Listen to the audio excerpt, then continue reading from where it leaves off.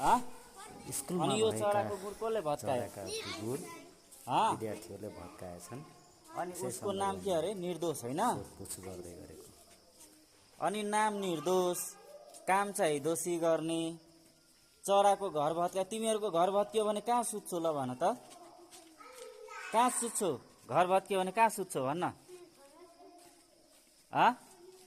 कहाँ सुत्छौ भन्न?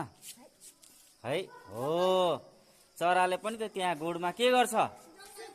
सुत्छ। अरू के गर्छ? फुल पार्छ नि होइन? अनि उसको बच्चाहरूलाई के गर्नको लागि? उसको बच्चालाई खाना ल्याइदिन्छ। ल्याएको देखेछ? अनि मुखमा नि खुवाएको देखे होला। अनि त्यसको गुड भत्काइदियो भने उसलाई बिचली हुँदैन? हुन्छ नि होइन? त्यही भएर चरालाई नमार्नु, क्याटिसले नहान्नु, गुड नभत्काउनु। बिचारा उसको नानीहरू रुन्छ। तिमीहरूको बाबामा एक दिन हराउँदा बजार जाँदा कस्तो हुन्छ? राम्रो लाग्छ? घरमा नराम्रो लाग्छ नि होइन? हो त्यस्तै हो।